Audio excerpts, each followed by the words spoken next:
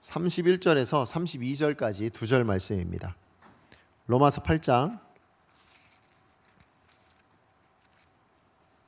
31절에서 32절까지 두 절 말씀입니다. 네, 우리 같이 한 목소리로 함께 읽도록 하겠습니다. 31절입니다. 시작. 그런즉 이 일에 대하여 우리가 무슨 말 하리요? 만일 하나님이 우리를 위하시면 누가 우리를 대적하리요?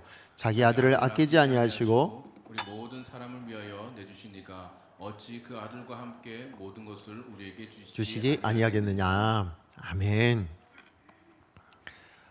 네, 로마서 저희가 지금 강의를 하고 있는데요. 벌써 26주째가 됐습니다. 굉장히 많이 시간 많이 갔죠. 그리고 벌써 8월입니다. 8월. 시간이 참 빨리 가는 것 같습니다.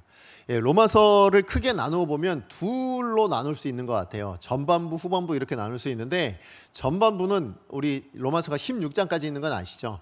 그래서 전반부는 1장에서 8장까지 라고 나눌 수 있고, 그 다음 9장부터 16장까지가 후반부라고 말씀드릴 수 있을 것 같습니다. 크게 나누면 이렇게 나눌 수 있는데요, 이 전반부가 되는 1장부터 8장까지의 내용은 뭐냐면, 사실 사도 바울이 로마교회 성도들에게 소원이 있었어요. 그 소원이 뭐였었냐면, 할 수만 있는 대로 로마에 있는 너희 성도에게도 뭘 전하기를 원했다고요?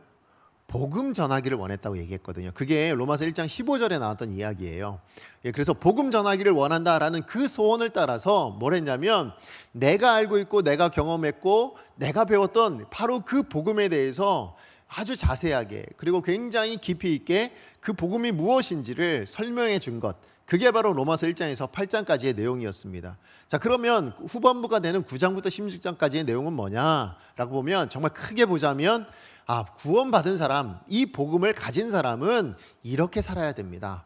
이 복음에 합당하게 살아가는 삶이 무엇인가, 그것에 대한 이야기를 보여주고 있는 것이 로마서 9장에서 16장까지의 내용이라고 말씀드릴 수 있습니다.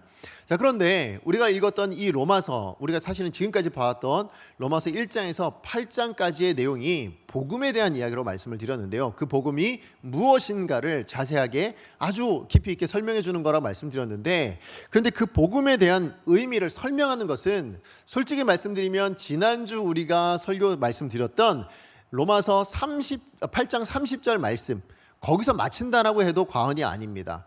여러분, 로마서 8장 30절 마지 끝이 어떻게 끝나는지 기억하십니까? 그들을 또한 어떻게 했다고요? 영화롭게 하셨느니라, 이걸로 끝나는 거예요. 자, 여러분, 제가 지난주 말씀드렸는데 구원에 있어서 그 5가지 단계, 끊어질 수 없는 5가지 고리와 같은 게 있다라고 말씀드렸는데 혹시 기억하십니까? 다 잊어먹으신 것 같은 말씀이에요. 얼굴이에요. 네, 기억하셨으면 좋겠어요. 미리 아시고, 미리 정하시고, 그 다음 뭐예요? 부르시고, 의롭다 하시고, 또 영화롭게 하셨느니라. 이 5가지 단계, 이게 복음을 믿고 복음을 받아들인 사람이 구원을 통해서 걸어가는 5가지 단계라고 말씀을 드렸어요. 그리고 그 5개의 마지막 단계가 어디였다고요? 영화롭게 하는 자리. 그러니까 결국 복음이라는 것은 어떤 능력이 있냐면, 우리로 구원을 얻게 하신 정도로, 이 땅에서 구원 얻는 정도가 아니라 어디까지 가게 한다고요? 영화롭게 하는, 반드시 그 자리까지 가게 할 것이다. 이게 복음의 능력이다. 이것이 복음이다 라는 것을 거기서 분명하게 선언하고 맞춰주고 있거든요. 자, 그렇다면 우리가 읽었던 지금 본문 31절부터 나머지 8장이 몇 절로 끝나냐면 39절로 끝나거든요. 그러니까 로마서 8장 31절에서 그럼 39절까지의 내용은 뭐겠냐라는 거죠. 이건 무슨 내용일까요? 분명히 복음에 대한 선언은 30절까지 해서 그 의미는 다 이렇게 알려줬는데, 31절에서 그럼 39절까지는 뭐냐라고 했을 때, 그것은 사도 바울 안에 솟아나는 감격과 기쁨의 노래라고 말할 수 있어요. 자, 이거 무슨 얘기냐면, 사도 바울이 복음을 썼잖아요, 그죠? 로마교회 성도들에게 복음을 알려주기 위해서 복음을 씁니다. 근데 어떻게 쓸까요? 그냥 생각난 대로 그냥 막 이렇게 써가지고 이게 복음이야 이렇게 썼을까요? 그러지 않겠죠. 제가 설교 준비를 하는데도 한 주간 매번 고민하고 기도하고 그러면서 쓰는데, 하물며 로마교회 성도들을 향해서 내가 복음을 증거하고 싶다라고 하면서 쓴 편지가 가볍게 썼겠냐고. 그러지 않겠죠. 굉장히 고민하면서 고심하면서 썼을 겁니다. 그런데 그 모든 과정 가운데 본인이 뭘 계속 생각한 거예요? 복음을 생각한 거예요. 복음을 생각하고 생각하다 보니까 어떤 마음이 든 거예요? 너무 좋은 거예요. 복음은 생각하면 생각할수록 너무 감격스럽고 너무 기쁘고 너무 좋더라. 어느 정도로 좋다고 얘기하고 있습니까? 오늘 말씀 우리가 읽었지만 31절 말씀에 그런즉 이 일에 대하여, 이 일이 뭡니까? 복음에 대한 이야기예요. 복음이 어떻게 우리를 여기까지 이끌어오는지, 어떻게 영화로운 자리까지 가게 만드는지, 이것에 대한 이야기를 지금 계속 하면서 이 일에 대하여 뭐라고 얘기하냐면 우리가 무슨 말 하리요. 다시 얘기해서 뭐예요? 할 말이 없어요. 너무 감격스러워서 도저히 말로는 표현할 수 없는 그런 감격이 있습니다. 이걸 표현하고 있는 게 뭐예요? 사도 바울이 지금 31절부터 39절까지의 내용인 거예요. 그 감격을 표현한 것, 정말 무슨 말 하리요 하면서 사실 답이 없는 질문들을 계속 던져요. 그게 바로 우리 31절에서 39절까지 내용이거든요. 여러분 보시면 같은 형식의 질문을 계속 던집니다. 근데 그 형식에 같은 단어가 나오는데 뭐냐면 누가라는 단어가 계속 나와요. 누가. 우리 39절까지 안 읽었지만 네 가지 똑같은 질문이 나와요. 뭐냐면 누가 우리를 대적하리요. 또 그 다음 나온 게 누가 능히 하나님께 택하신 자들을 고발하리요. 그 다음에 누가 정죄하리요. 또 그 다음 마지막으로는 누가 우리를 그리스도의 사랑에서 끊으리요. 지금 누가 뭐하리요, 누가 뭐하리요 라고 얘기하면서 뭐 얘기하는 거예요? 이렇게 복음 앞에서 구원받은 우리가 그 앞서서 우리를 구원하신 그 하나님의, 그리고 예수 그리스도의 그 은혜와 사랑 앞에서 누가 감히 소리칠 수 있겠으며, 누가 아니라고 얘기할 수 있겠으며, 누가 그 하나님의 사랑을 끊어낼 수 있겠는가? 이 확신에 찬 사도 바울의 감격이 지금 31절에서 39절까지의 내용으로 나오고 있다는 것입니다. 여러분, 이런 감격 부럽지 않으세요? 우리도 사실은 이런 감격 누리고 살아가야 되는데 그렇지 않습니까? 우리도 이 땅을 살아가면서 이 감격 한 번은 다 있었잖아요. 그렇지 않으세요? 한 번은 우리 다 있었어요. 언제요? 내가 구원받았다는 걸 깨달았을 때. 야, 나 같은 사람도 하나님께서 구원해 주시다니, 나 같은 죄인도 하나님 구원해 주시다니, 이런 감격이 있었을 때 우리도 이 감격이 있었거든요. 그런데 사도 바울은 그 한 번만 이 감격을 표현하고 있는 것이 아니라 언제요? 그의 삶의 매 순간마다 이 감격을 표현해 내더라고요. 사실 제가 지난 연말에요. 제가 이제 처음 이 강성교회 오지 않았습니까? 부임하면서 많은 분들로부터 이제 우리 강성교회에 대한 이야기를 많이 들었어요. 이런 이야기 저런 이야기를 굉장히 많이 들었는데 그 이야기를 들으면서 제 안에 하나님 앞에 기도 제목이 생겼어요. 뭐였냐면 하나님, 제가 이 강성교회에서 그럼 제가 뭘 해야 됩니까? 이거였어요. 하나님, 제가 강성교회 앞에서 어떤 걸 해야 됩니까? 라고 기도를 했습니다. 그랬을 때 하나님께서 저한테 주셨던 마음이 네가 할 수 있는 거 하면 돼 라는 마음이었어요. 근데 제가 사실은 뭐 많이 할 줄 아는 것도 없고 뭐 제가 무슨 능력이 많은 것도 아니고 정말 하나님 은혜로 제가 이 자리에 왔는데, 그래서 너무 기도가 되는 거예요. 하나님, 제가 할 수 있는 게 뭐예요? 제가 할 수 있는 게 뭐예요? 그랬는데 하나님 딱 한마디 주시죠. 너 설교자잖아. 이거였어요. 내가 너에게 다른 말 하라고 내가 널 세운 게 아니고, 내가 너에게 뭔가 대단한 것을 하라고 세운 것이 아니라 너는 내 말을 증거하는 자로 세웠잖아. 그러니까 내 말을 증거해야지, 이거였어요. 그러면 하나님, 제가 무슨 말씀을 전해야 될까요? 지금 우리 강성교회에 어떤 말씀을 증거해야 됩니까? 라고 했을 때 주셨던 게 뭐였냐면 복음을 증거하라 했어요. 복음에 대한 설교를 해라. 복음 그 자체를 우리 성도님들께 나눠라 라는 말씀을 주셨어요. 그래서 그렇군요, 하나님 알겠습니다 하고 결정한 게 뭐였냐면, 그래서 로마서 말씀이었어요. 이 말씀을 제가 증거해야 돼요. 왜냐하면 로마서가요, 우리 모든, 여러분들도 다 알고 계시겠지만 우리 목회자들에게 있어서는 로마서 하면 진짜 복음에 대한 진수라고 얘기하거든요. 모든 신학자들, 오고 오는 모든 우리 목회자 선배님들이 다 이 로마서만큼은 복음의 진수다라는 것이 누구나 다 인정하는 부분이거든요. 그래서 저도 후배니까 제 입장에서는 사실은 굉장히 부담스러운 말씀이에요. 좀 더 많이 연구하고 좀 더 많이 알고 난 다음에 이 로마서를 증거하면 좋겠지만, 그러나 저에게 있어서 복음은 그래도 이 로마서만큼 없다고 생각이 되니까 이 말씀을 증거해요. 제가 이거 설교 준비하면서요, 사실은 지금까지 설교하면서도 제 안에 어떤 마음이 있냐면, 다시 기회가 된다면 조금 더 시간이 지나고 제가 어느 정도 더 연구하고 더 열심히 말씀을 연구해서 다시 한번 설교를 할 수 있는 기회가 있었으면 좋겠다 할 만큼 사실은 제가 이 설교 준비하면서 많이 부족하다는 걸 많이 느끼거든요. 그래도 복음에 있어서만큼은 이 말씀을 증거해야 됐다라는 마음을 주셔서 제가 이 로마서를 결정해서 여러분과 지금까지 말씀을 나누고 있는 겁니다. 자, 그렇다면 지금까지 우리가 나누었던 내용, 복음이 뭡니까? 복음. 여러분, 복음이 뭘까요? 복음. 여러분 들으셨잖아요. 복음이 뭐예요? 언제 들었냐는 표정으로 지금 언제 얘기하셨습니까? 이러시면 곤란해요. 네. 복음이 뭘까요? 모든 믿는 자에게 구원을 주시는 하나님의 능력. 그게 복음이잖아요. 그죠? 복음에 대해서 한마디로 얘기한다면 모든 믿는 자에게 구원을 주시는 하나님의 능력이에요. 이것만한 정의가 없습니다. 그렇죠? 맞습니다. 복음이면 죽은 자도 살아날 수 있는 거예요. 그렇죠? 우리 죽은 영혼이 살아납니다. 복음이면 뭐가 가능해요?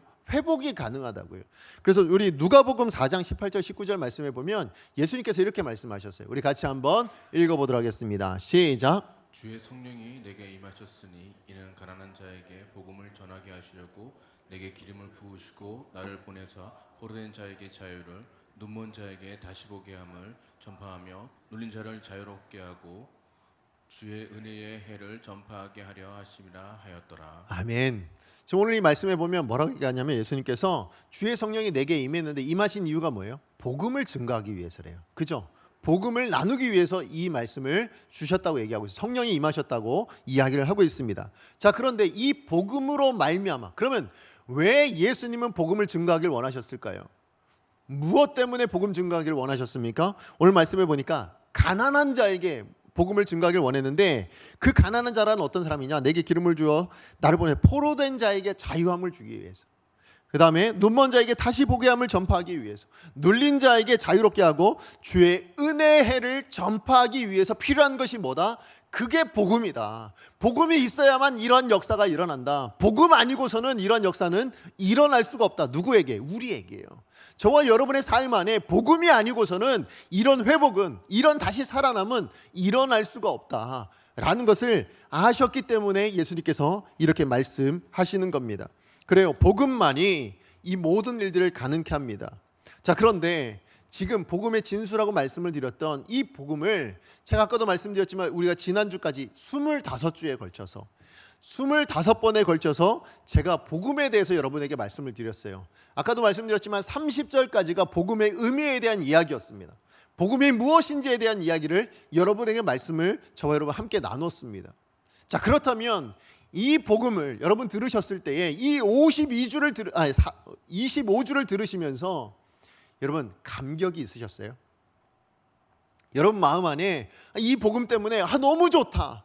그래, 이 복음이 정말 나한테 좋은 거구나. 야, 이 복음 때문에 내가 살아난 거구나. 이 복음이 지금도 내게 역사해서 나를 회복시켜 주는 거구나 라는 감사와 감격이 여러분 마음 가운데 있으셨어요? 어떠세요? 지난 25주를 한번 돌이켜 보십시오. 정말 그런 감사가, 그런 감격이 사도 바울과 같은 이런 마음이 여러분 있으셨냐고요. 사실은 우리 예배는 그 감격과 감사를 올려드리는 자리여야 합니다. 우리가 이 자리에 나왔을 때요, 우리 예배 드릴 때에 들려지는 찬양이, 우리의 마음이 다 뭐냐면 여기서부터 비롯되어야 되는 거거든요. 하나님 감사합니다. 하나님 너무 좋습니다. 하나님 때문에, 하나님 주신 이 복음 때문에 내가 너무 행복합니다. 이 마음을 올려드리는 게 예배입니다. 다만 우리가 헌금만 하나님께 드리는 것이 아니라 우리의 삶을 드리고 우리의 마음을 드리고 우리의 마음과 뜻과 힘을 다해서 드리는 것, 그게 예배잖아요. 그 감사함이 담겨져 있어야 되는데 여러분, 과연 여러분의 25주는 그러하셨냐고요. 복음이 들려질 때. 그런 면에서 저는 하나님 앞에 제가 회개를 하게 됐어요. 왜냐하면 오늘도 지금 여러분이 저를 보실 때 굉장히 좀 이렇게 뭐랄까요, 제가 지난번에도 한번 말씀드린 것 같아요. 진지하세요. 진지해도 너무 진지하세요. 그래갖고 제가 무서워요. 설 때마다. 근데 사실은 이런 느낌이 매주일마다 사실 있거든요. 제가 여러분 앞에 이렇게 설교 설 때마다 그냥 이렇게 좀 무서워요. 그런 마음이 있어요. 막 이렇게 미소가 짓고 막 즐거워하고, 물론 이제 지금은 마스크를 썼으니까, 그래도 여러분 마스크를 써도 미소 짓는 표정은 아니신 것 같아요. 근데 제가 그러면서 제 안에 어떤 마음이 들었냐면, 저도 사실은 지난 25주를 돌아봤죠. 이번 한 주간 동안 돌아보면서 제가 하나님 앞에 참 많이 회개했어요. 어떤 부분에서 회개했냐면, 사실 복음은 하나님의 능력인데 이 복음이 하나님의 능력으로 여러분에게 선언되어지고 있는데 여러분이 그 복음의 능력을 깨닫지 못하는 건 내가 복음을 증거할 때 잘못 전한 것은 아니지, 아니면 제가 어떤 부족한 부분이 있어서 제가 말씀을 전하는데 그 말씀이 들어오기보다는 아유, 저 인간 저기 또 서가지고 또 말씀 전하네, 이런 마음으로 듣고 계신 건 아닌지, 아니면 그게 어떤 게 됐든 혹시 저 때문은 아닌가라는 어쨌든 그런 제 안에 좀 이렇게 회개가 있는 거예요. 그래서 정말 하나님 앞에 회개했어요. 하나님, 그러면서 제 안에 또 기도 제목이 생겼는데 그게 뭐냐면, 아까도 제가 말씀드렸지만 복음 자체가 능력이잖아요. 제가 사실은 저도 제 부족함을 알거든요. 제가 참 연약해요. 근데 하나님 은혜로 제가 여기 서 있는데, 근데 저 같은 사람, 사도 바울이 얘기하는 질그릇, 저는 거기도 못 미쳐요. 아주 보잘것없는 사람입니다. 그런데 이 보잘것없는 사람에 쌓여진, 그래서 제가 여러분에게 복음을 준 거예요. 이렇게 여러분께 드려요. 저라는 포장지에 쌓여진 하나님의 복음을 여러분에게 드리고 있는 거거든요. 근데 포장지는 보잘것없어도요, 그 안에 내용물은 뭐예요? 진짜 백인 거잖아요. 그죠? 그 내용물만큼은 뭐예요? 하나님의 능력이에요. 복음이니까. 이 복음이, 이 역사가 여러분 삶 가운데 일어나게 해달라고. 저는 좀 없어져도 되고, 저는 좀 부족하니까 저는 좀 가리워 주시고, 저 그냥 보잘것없는 거 좀 내려놓으시고, 여러분이 정말 그 마음 안에, 이 말씀 안에 담겨져 있는 이 복음을 좀 받아들이셔서, 이 복음이 좀 감격스러워서, 이 복음의 능력을 체험하게 되셔서 하나님 앞에 감사할 수 있고 너무 좋다고 고백할 수 있는 그런 삶이 되도록 하나님 앞에 한 주간 기도가 되더라고요. 여러분 정말로 바랍니다. 여러분 정말로 소망합니다. 저 보지 마시고요, 저의 잘하고 못하고를 보지 마세요. 제가 증거하는 이 말씀 그 자체를 보세요. 뭐라고요? 복음이에요. 하나님 말씀이에요. 이 말씀이 능력이 있는 거지 제 말에 능력이 있는 게 아니거든요. 여러분 정말 제가 바라고 기도합니다. 여러분 마음 안에 이 말씀이 역사하셔서 여러분 마음을 회복시켜 주시고, 여러분 삶 안에 이 말씀이 적용되어서 여러분의 삶이 다시 살아나는 그 역사가 일어나기를 간절히 바라고 소원합니다. 여러분 그럼에도 불구하고 우리 삶 안에 뭐가 있어요? 문제가 참 많아요. 그죠? 정말 문제가 많습니다. 제가 신방을 하다 보면 특별히 신방을 요청하시거나 하면 대부분의 신방 내용이 뭘까요? 좋아서 신방하는 것도 있지만 그런 일은 극히 드뭅니다. 정말 드물어요.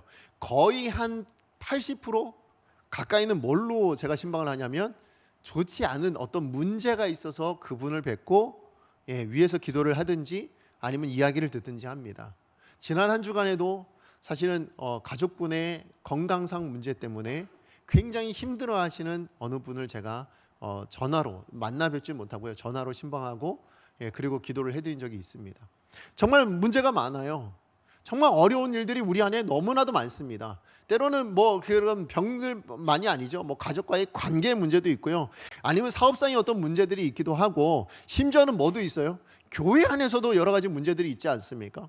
교회 오면 맨날 즐겁고 행복하면 좋겠는데 그러지 않아요. 와도 뭐 화도 나고 그런 일들도 있어요. 이처럼 이런 모든 문제들로 인해서 우리 안에 뭐가 있어요? 상처가 있습니다. 아파요. 힘들어요. 그러다 보니까 뭐가 되어지냐면, 우리 일상이 힘든 정도는 괜찮은데 뭐까지 흔들려요?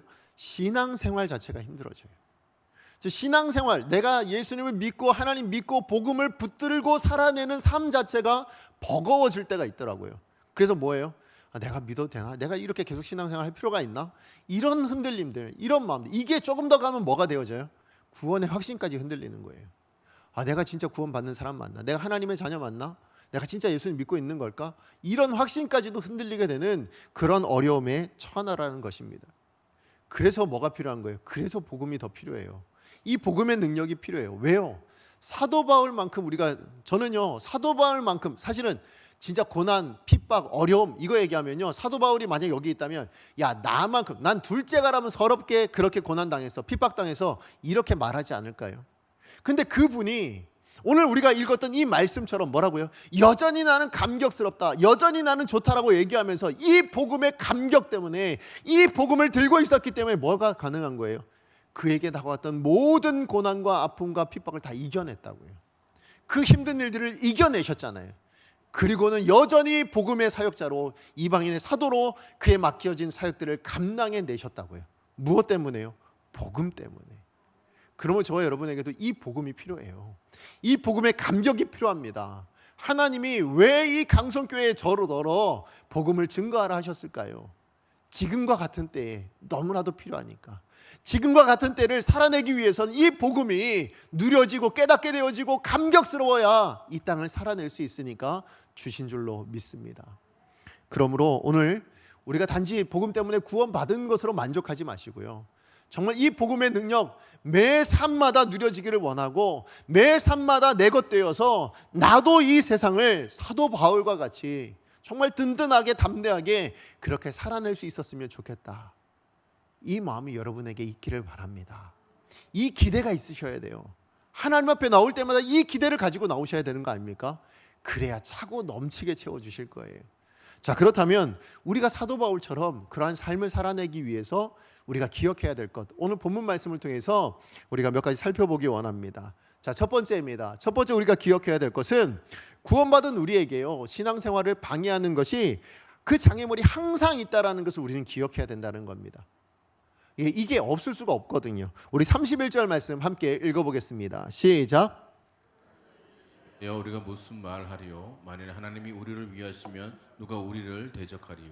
아멘. 오늘 말씀해 보니까 하나님이 만일 하나님이 우리를 위하시면 누가 우리를 대적하리요 라고 말씀합니다. 근데 우리가 이 말씀을 들을 때 얼핏 들으면 뭐라고 생각할 수 있냐면 이제 내 인생은 탄탄대로야. 그래, 내 인생은 이제 대로가 됐어. 그래서 내 앞길을 가로막을 건 없어. 아무것도 없어. 내 인생은 이제 좋은 일만 있을 거야. 사실은 이런 마음이 들지 않으세요? 그런데 마음은 그런데 실제 삶은 어떠세요? 탄탄대로세요? 여러분 신앙생활 하는 데 있어서 걸림돌이 하나도 없으세요? 장애물이 하나도 없으시던가요? 아니죠. 많아도 너무 많더라. 이게 우리 인생 아닙니까? 그래서 사실은 저는 원래 우리 예수님도 말씀하셨지만 우리 신앙생활은요, 대로가 아닙니다. 우리 신앙생활은 뭐예요? 좁은 길을 걷는 거예요. 근데 이 좁은 길이 어떤 이 역사가 있냐면 장애물이 있으면 피해갈 수가 없는 거예요. 너무 좁다 보니까 나 하나 지나가기도 버거운데 장애물이 있는 거예요. 그러니까 다 뭐 해야 돼요? 해결하고 넘어가야 돼요. 다 겪으면서 넘어가야 돼요. 그게 우리 신앙생활이에요. 그게 우리 인생이에요. 예, 맞아요. 정말로 우리 아시듯이 사도 바울이나 초대교회 성도들도 그랬거든요. 여러분 외부적으로는 어땠어요? 신앙 때문에 죽을 만큼의 고난과 핍박이 있었잖아요. 그런데 외부적으로만 그런 문제가 있었습니까? 그렇지 않죠. 내부적으로는 어땠어요? 여러분 서신서 읽어보시면 교회 안에 얼마나 문제가 많아요. 우리 초대교회로 돌아가자 얘기하지만 사실은 돌아가면 큰일 납니다. 왜요? 여러분 고린도전서만 읽어보세요. 우리 지난 묵상했었으니까 고린도전서만 생각해보세요. 어떤 일이 있었습니까? 지도자로 인해서 교회가 나뉘어져 있어요. 그리고 서로 비방하고 시기하고 싸우고 이런 일들이 일어나고 있었습니다. 그뿐만 있었나요? 아니에요. 은사 가지고 싸우기도 하고요. 또 뭘로요? 그 안에 심지어는 성적인 음행적인 문제들까지 있었어요. 그게 초대교회의 문제였습니다. 이만큼 문제가 없는 때가 없어요. 초대교회만 그런가요? 우리도 그렇잖아요. 우리도 이 땅을 생활하는데 우리도 지금 신앙생활하는데 수많은 문제들 가운데 살아갑니다. 좀 전에도 말씀드렸지만 건강의 문제라든지 아니면 뭐 가족의 문제라든지 수많은 고난들이 있어요. 물론 이 고난이 신앙생활으로 말미암아서 죽을 만큼의 핍박은 아니죠. 그저 뭐예요? 그냥 우리 가운데 다가오는 어려움일 뿐이에요. 우리의 문제들, 죄로 인해서든지 아니면 어떤 테스트든지 그런 문제들로 우리 가운데 옵니다. 그런데 이런 문제들만 있는 게 아니에요. 오늘을 살아가는데 더 많이 힘든 건 뭐냐면 유혹들이 있다라는 거예요. 유혹. 정말 많은 유혹이 있지 않습니까? 이게 정말 장애물이 돼요. 특별히 우리 요즘 시대 보면 제가 어딜 가도 느끼는 게 뭐냐면 커피 전문점을 가든 아니면 뭘 하든 어딜 가든 심지어는 길을 가는데도 뭘 하고 있는지 아십니까? 다 스마트폰 보고 있어요. 예, 스마트폰 보면서 다 막 웃으시면서 아니면 뭐 보시면서 이러고 있어요. 심지어는 만나서 얘기하는 그 중간에도 뭐 하고 있어요? 핸드폰 보고 계세요. 근데 제가 더 이 핸드폰 보는 것 자체가 저는 문제라고 생각하지는 않아요. 뭐 볼 수도 있다고 생각이 돼요. 근데 그 안에 담겨져 있는 컨텐츠들이 어때요? 너무나도 위험해요. 음란한 것들은 음란한 대로 너무 많고요. 심지어는 너무 교묘하게 또 그 컨텐츠들이 우리를 속이고 있는 것들도 많아요. 뭐가 있을까요? 가장 큰 건 우리 삶의 기준을 바꿔놓고 있어요. 여러분 정말 요즘 나오는 유쾌한 예능들 아니면 뭐 드라마든 뭐 이런 것들 다 보시면 기준을 바꿔놓고 있어요. 은연중에 우리 마음의 기준을 뭘로 바꿔놓고 있는지 아십니까? 절대 진리를 따라 사는 것은 옳은 게 아니라는 거예요. 좋은 게 아니라고 얘기합니다. 뭐가 더 좋다고 얘기할까요? 내가 좋은 게 좋은 거라고 얘기해요. 나한테 좋은 게 좋은 거라고 얘기하는 겁니다. 요즘 우리 많은 컨텐츠들 보시면 그래요. 정말 내가 행복하면 그걸로 만족. 그러니까 내가 좋으면 그걸로 만족이라고 얘기합니다. 성경은 그렇게 말한 적이 없어요. 성경은 나 좋은 게 아니라 뭐예요? 하나님 좋은 걸 하는 거라고 얘기하거든요. 그런데 세상은 나 좋은 것이라고 얘기합니다. 나 좋은 것에서 일어난 일이 뭐예요? 아담과 하와가 범죄한 거 아닙니까?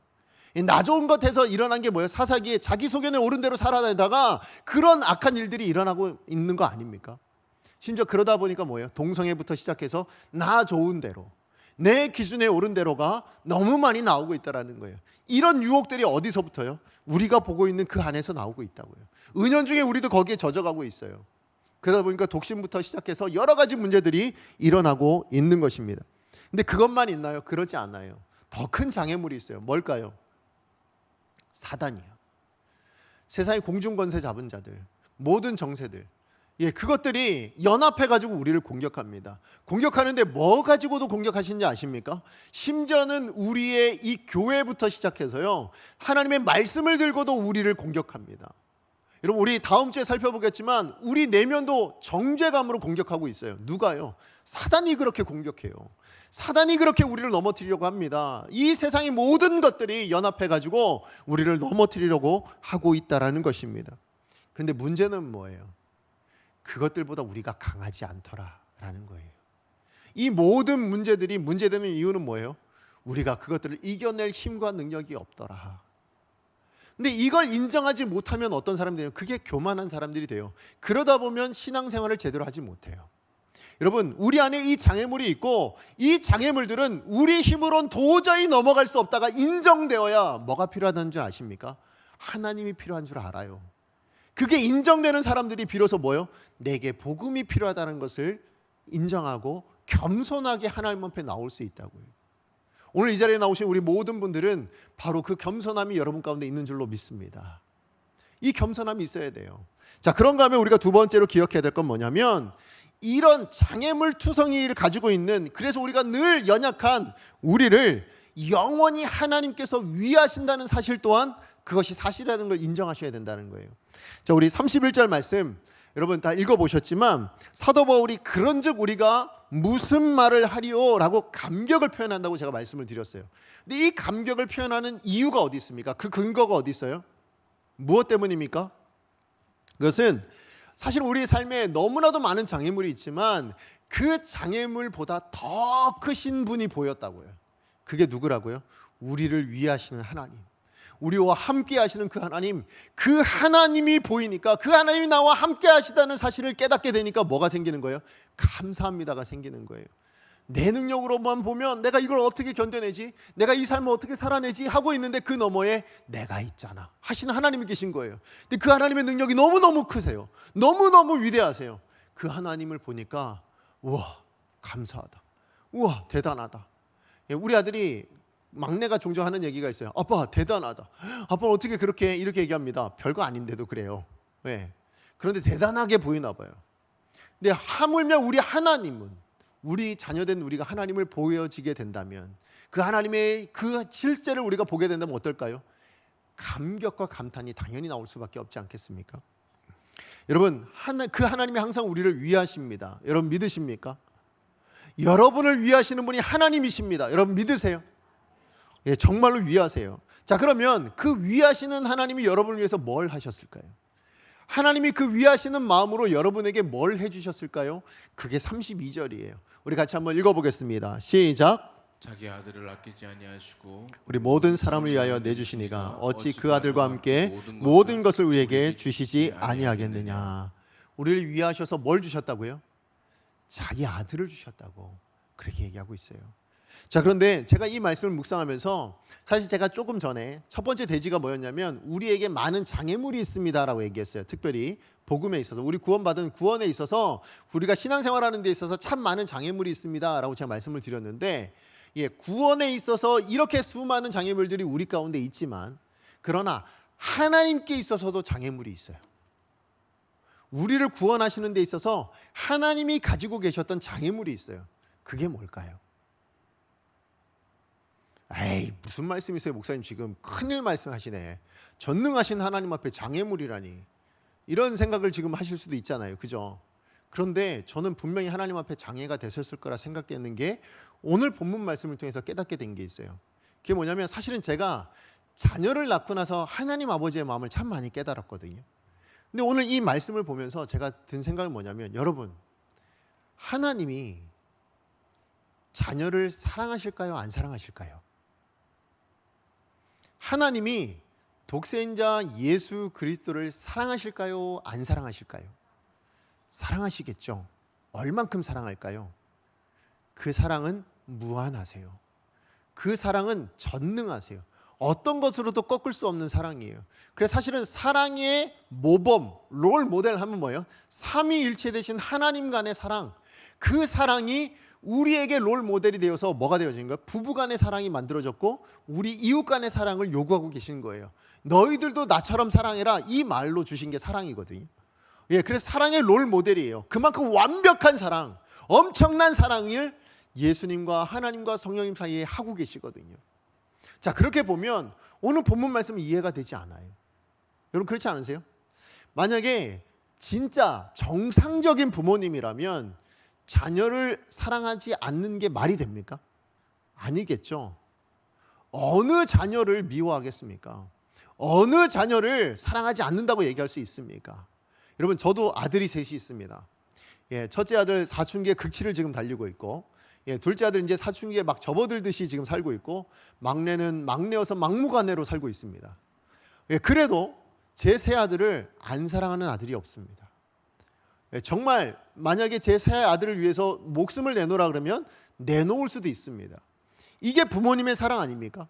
그죠? 여기 계신 우리 모든 부모님들은 다 아실 거예요.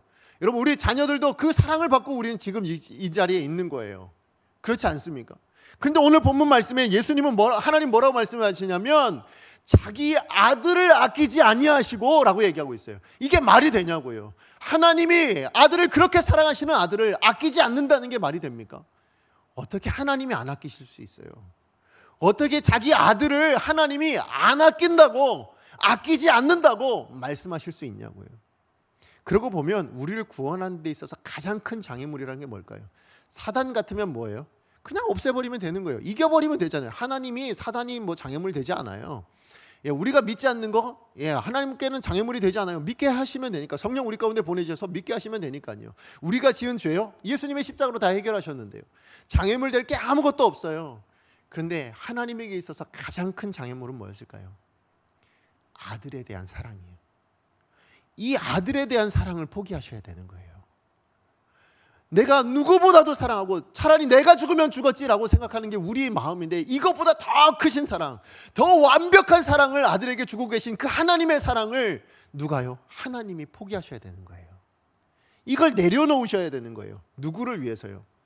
우리를 위해서요. 우리를 살리시기 위해서, 우리를 구원하시기 위해서 이 사랑을 포기하셔야만 하셨어요. 그게 우리예요. 그 사랑을 받아서 구원받은 게 우리라고요. 여러분 복음 결코 가볍지 않아요. 얼마나 무거운 것인지 아십니까? 무엇을 대가로 치르셔서 지금 이 복음을 우리 가운데 주셨는지 아시냐고요. 예수님의 생명이요. 맞아요. 생명. 그런데 우리 그 생명이요, 가끔 생각하면 나도 죽어줄 수 있는데 라고 생각할 수 있어요.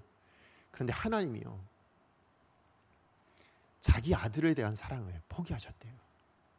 하나님이 자기 아들에 대한 사랑을 포기하셨다고 얘기합니다. 그리고 우리를 구원하셨대요. 그 사랑으로 우리를 위하고 계신다고 이야기를 하고 있는 거예요. 어떤 장애물이 있든, 너희가 지금 어떤 삶을 살아내고 있든, 너희가 죄를 짓고 있든, 너희가 이 죄로 실패하고 넘어져서 흔들리고 있든 상관없이 나는 너를 위하고 있다. 나는 내 삶을 위하여 지금도 이 사랑을 가지고 너의 삶 가운데 함께하고 있다 라고 하나님께서 말씀하고 계신다라는 것입니다. 여러분, 하나님이요, 아들을 포기하실 때 그냥 포기하신 게 아니에요. 그 아들이 어디까지 가야 될지를 아셨어요. 그죠?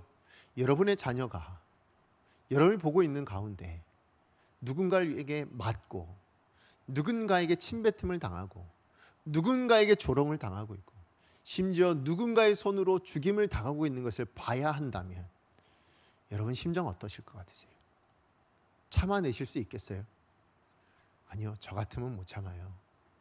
저 같으면 당장에 가서 그걸 하고 있는 사람을 어떻게 할까요?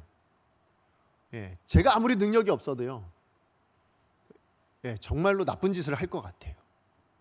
근데 하나님은 그렇게 안 하셨어요. 그걸 다 감내해내셨어요. 그리고 우리를 구원하셨어요. 그리고 우리를 사랑하신다고 얘기하는 거예요. 그 사랑으로 내가 너를 위하고 있다고 그렇게 말씀하고 있는 겁니다. 누구를 위해서요? 나를 위해서. 다른 누구 아니에요. 나 위해서 그렇게 하셨다고요. 그러므로 우리 마지막 세 번째로 기억해야 될 것은 뭐냐면 바로 그 하나님의 사랑, 예수 그리스도의 그 십자가로 말미암아서요, 이제 우리를 향한 하나님의 약속은 다 뭐가 되냐면 예가 된다고, 예스가 된다고 말씀하고 있다는 것도 우리가 기억해야 한다는 겁니다. 우리 32절 말씀 함께 읽어보겠습니다. 시작. 자기 아들을 아끼지 아니하시고 우리 모든 사람을 위하여 내주신 네가 어찌 그리 그 아들과 함께 모든 것을 우리에게 주시지 아니하겠느냐. 아멘. 오늘 여기 말씀해 보니까 내 아들을 아끼지 않고 주신 하나님께서 말씀하시는 거예요. 내가 어찌 내 아들도 줬는데 너희가 다른 것은 다 은사로 주지 않겠니?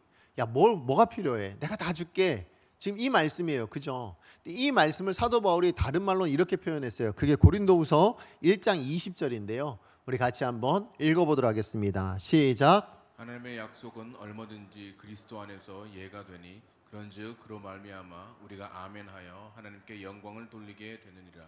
아멘. 오늘 이 말씀 가운데 뭐라고 얘기합니까? 하나님의 약속이 어떻게 된다고요? 우리한테 예가 된대요. 그러니까 무슨 얘기예요? 하나님이 내가 너한테 주겠다고 약속하신 건 이제 다 뭐가 된다고요? 다 받을 수 있는 사람 됐다고.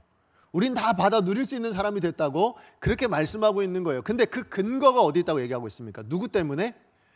그리스도로 말미암아라고 얘기하고 있어요.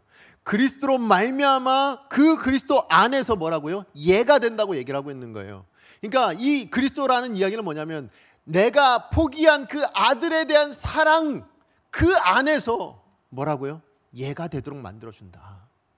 내가 너희에게 향한 사랑은 그런 사랑이고 내가 너희에게 약속한 이 말씀은 거기에 근거를 두고 내가 너희에게 주고 있는 거야 라고 말씀하고 있는 거예요.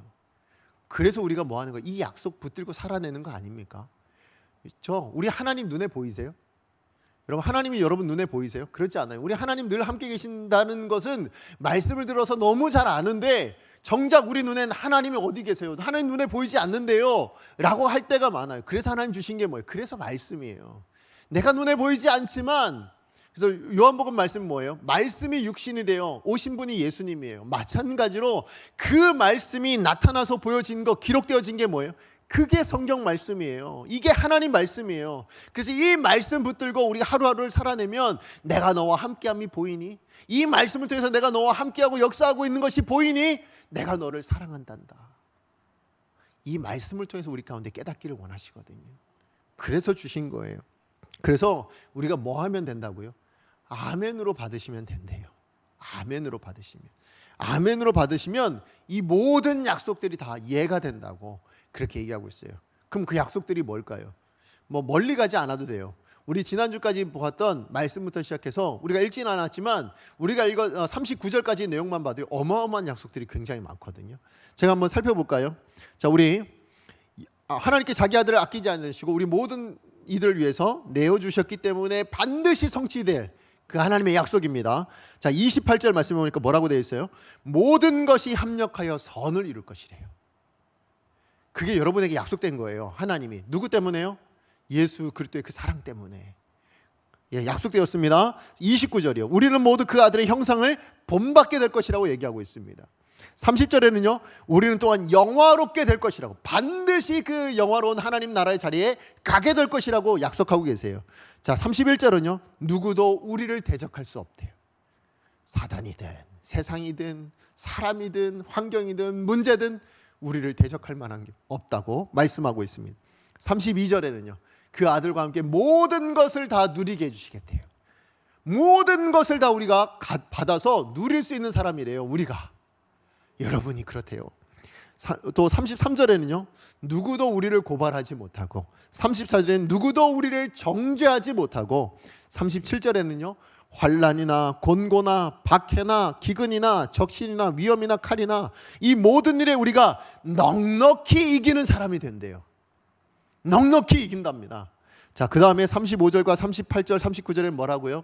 사망이나 생명이나 천사들이나 권세자들이나 현재일이나 장래일이나 능력이나 높음이나 깊음이나 다른 어떤 피조물이라 할지라도 우리를 우리 주 그리스도 예수 안에 있는 하나님의 사랑에서 끊을 수 없다고. 여러분, 이게 여러분에게 예스가 되어진, 여러분에게 예가 되어진 하나님의 약속들이에요. 얼마나 좋습니까? 얼마나 행복합니까? 이게 다 내 거라면. 근데 잘 안 누려져가지고, 잘 느껴지지 않아가지고 잘 모르겠는데요. 왜 못 누릴까요? 왜 우리가 못할까요? 우린 장애물만 보거든요. 그 너머에 계신 하나님, 이렇게 우리를 위하시는 그 복음의 능력, 그래서 우리 가운데 허락하신 이 말씀들, 우리가 그것들을 잘 기억하지 못하고 우린 문제만 보고 살아가고 있거든요. 여러분, 성경 66권 여러분 읽어보시면 정말 이 말씀 가운데 담겨져 있는 모든 하나님의 약속들은 여러분을 위해서 주신 거예요. 여러분에게 예가 되도록, 그래서 그 하나님의 사랑 누리라고, 그 하나님의 사랑 깨달으라고, 그것으로 감격하고 기뻐하며 즐거워하며 한 주간 살아내다가 하나님 앞에 나와 그것을 노래하라고 그렇게 주신 거라고요. 말씀의 결론을 맺습니다. 지금 여러분 삶에 어떤 어려움이 있으십니까? 여러분 어떤 곤란한 상황 가운데 직면해 계십니까? 그 어려움과 곤란함이요 절대 없어지지 않아요. 제가 말씀드렸잖아요. 우리 인생, 우리 신앙생활은요 골목길을 걸어가고 있는, 아주 좁은 길을 걸어가고 있는, 그래서 장애물이 생기면 다 그거 해결하고 가야 돼요. 그런데 그 좁은 길을요, 그 사망의 음침한 골짜기와 같은 길을요 우리 혼자 가라고 말씀하지 않으셨대요. 장애물을 없애주신다고 말씀하신 것이 아니라 그 장애물을 뛰어넘게 만들겠다고, 그 장애물을 해결해 주시겠다고. 누가요? 나더러 해결하라고 하신 것이 아니라 내가 하나님이 해결해 줄게 라고 말씀하시며, 그 하나님이 내가 너와 동행하고 있다 라고 말씀해 주고 있다라는 것입니다. 그리고 그 보이지 않는 하나님이 그것을 신뢰하게 하시기 위해서 약속된 말씀을 주셨어요. 그리고 이 약속된 말씀은 그 하나님의 사랑을 근거로 모든 게 다 나한테 성취되는 말씀이래요. 예가 되고 예스가 되는 말씀이라고 말씀하고 있는 것입니다. 그러므로 여러분, 그 하나님이 계시고 그 약속된 말씀이 나에게 예가 된다면 어떤 장애물이, 누가 하나님과 대적이 되겠습니까? 누가 우리를 대적할 수 있을까요? 결코 대적할 수 없을 거라고 생각합니다. 여러분, 하나님의 약속이 예가 되는데 누가 대적할 수 있을까요? 무엇을 우리를 곤란하게 만들 수 있을까요? 무엇이 우리의 장애물이 될 수 있을까요? 결코 없을 거라고 생각이 됩니다. 그러므로 우리 예배 드리신 우리 모든 성도님들에게 오늘도 복음의 한 부분이 또 증거되었습니다. 복음이 선포되었습니다. 여러분, 이 복음이 여러분에게 감격이 되셨으면 좋겠어요. 이 복음 안에 담겨져 있는 그 하나님의 무한하신 사랑, 어떠하신 그 사랑이 어떠하신지를 여러분 깨닫고 감격하실 수 있었으면 좋겠어요. 그리고 이 감격 여기서만 가지지 마시고요. 여러분, 삶을 살아가실 때 생활하시는데 그냥 생활하지 마시고요. 신앙생활 하십시오. 신앙생활. 오늘 받은 이 감격을 가지고 세상 가운데 나아가셔서 믿음으로 살아내는 것, 그게 신앙생활 아닙니까?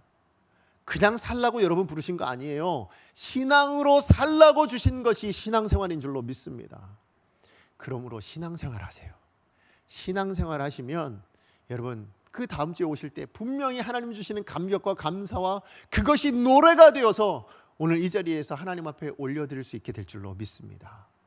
저와 여러분 삶, 그 복음의 감격이 차고 넘칠 수 있는, 그래서 하나님 앞에 나올 때마다 감사하고 기쁠 수 있는, 아니 여러분의 삶의 자리에서 그 감사의 노래가 날마다 흥얼거려질 수 있고 높여질 수 있는 저와 여러분의 삶 되기를 간절히 축복합니다. 기도하겠습니다. 우리 오늘 주신 말씀 기억하면서 함께 기도하기를 원합니다. 하나님, 우리 가운데 바라시는 삶은 신앙생활이에요. 복음으로 말미암아 우리 안에 생겨난 그 믿음, 그 믿음을 붙들고 그 믿음을 발휘하고 그 믿음을 실천하며 살아내는 삶, 그게 신앙생활인 것입니다. 여러분, 혼자 살라고 말씀하지 않으셨어요. 여러분 스스로 뭐든지 다 감당해내고 뭐든지 다 극복해내라고 하나님 결코 말씀하신 적이 없습니다. 나로 말미암아 이겨내고 나의 말씀으로 말미암아 승리하고 그렇게 살아가라고 우리 가운데 부르시고 계시는 거예요. 오늘도 이 부르심에 여러분 응답하셨으면 좋겠습니다. 이 부르심이 어떠한 사랑을 근거로 부르고 계신지를 깨달아 아셔서 감격하실 수 있었으면 좋겠습니다. 그리고 그 감격을 가슴에 담고 세상 가운데 나아가서 하나님, 내가 이 믿음 붙들고 내가 이 말씀 붙들고 하나님 승리하겠습니다. 이 장애물 담대히 넘어가겠습니다. 극복해내겠습니다. 인내하겠습니다. 그러한 삶 살게 하여 주시옵소서. 주여 능력을 주옵소서. 한번 외치고 하나님 앞에 기도합니다. 주여 능력을 주옵소서. 하나님 주님 앞에 기도하며 나아갑니다. 그렇습니다. 하나님, 우리에게 주어진 삶이 어떠한 것인지, 하나님 우리에게 허락하신 삶이 어떠한 것인지 우리가 다시 한번 깨닫기를 원합니다.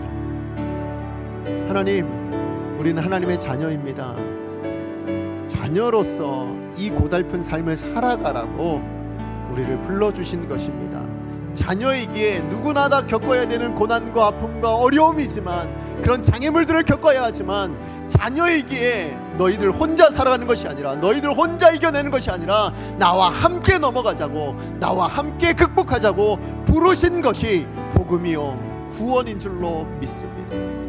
하나님, 우리 강속의 모든 성도님들, 하나님이 우리를 어떻게 사랑하셨는가를 다시 한번 깨닫고 아들을 포기하시면서까지, 그 사랑을 내려놓으시면서까지 우리를 사랑하셨다라는 그것을 다시 한번 깨닫고, 그 사랑이 지금도 우리를 위하고 있다라는 것을 깨닫게 해주셔서 신앙생활할 수 있도록, 신앙으로 살아내는 삶을 살아가도록 우리 강속의 모든 성도님들에게 역사하여 주시옵소서.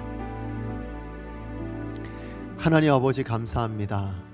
오늘도 주일을 맞이하고 하나님 앞에 나와 하나님의 말씀 들을 수 있도록 인도해 주셔서 감사를 드립니다. 오늘 주신 말씀에 귀한 복음이, 기쁜 소식이 담겨져 있었습니다.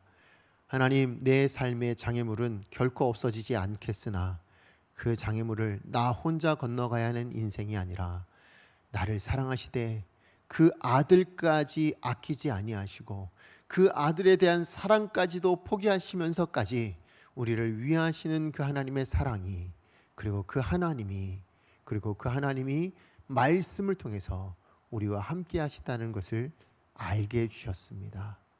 그러므로 하나님, 우리에게 주어진 삶을 하나님, 이 하나님에 대한, 그리고 이 말씀에 대한 신앙, 믿음 가지고 그저 생활하는 것이 아니라 신앙 생활할 수 있도록 우리에게 주어진 이 하루, 또 한 주간을 신앙으로 살아낼 수 있는 복된 우리 강성교회 모든 성도님들 다 되게 하여 주시옵소서. 그래서 다음 주 모였을 때 하나님 앞에 기쁨으로, 감사함으로, 오늘 사도 바울의 이 고백과 같이 누가 나를 대적하리요, 더 넘어서 그런즉 우리가 무슨 말 하리요, 하나님 앞에서는 말로 다 할 수 없는 그 감격함이 있습니다. 이것을 고백하실 수 있는 우리 모든 성도님들 다 되게 하여 주시옵소서. 예수님의 이름으로 기도합니다. 아멘. 이제는 우리 주 예수 그리스도의 은혜와 하나님 아버지의 무한하신 사랑하심과 성령 하나님의 교통하심과 충만하심의 역사하심이, 하나님이 우리를 위하시되 자기 아들을 아끼지 아니하시고 내어주시기까지, 그 아들에 대한 사랑을 포기하시면서까지 우리를 사랑하시고, 그 사랑이 우리에게 복음으로 증거되어졌고 약속된 하나님 말씀의 성취로 이루어진다는 것을 믿는 모든 성도님들, 그래서 이 약속된 말씀 붙들고 하나님과 함께 신앙생활하기로 결단하는 우리 강속교회 모든 성도님들 머리 위에, 가정 위에, 그리고 지금도 그 복음을 붙들고 열방을 향해 나아가고 있는 모든 교회와 선교사님들 머리 위에 이제부터 영원까지 함께 있을지어다. 아멘.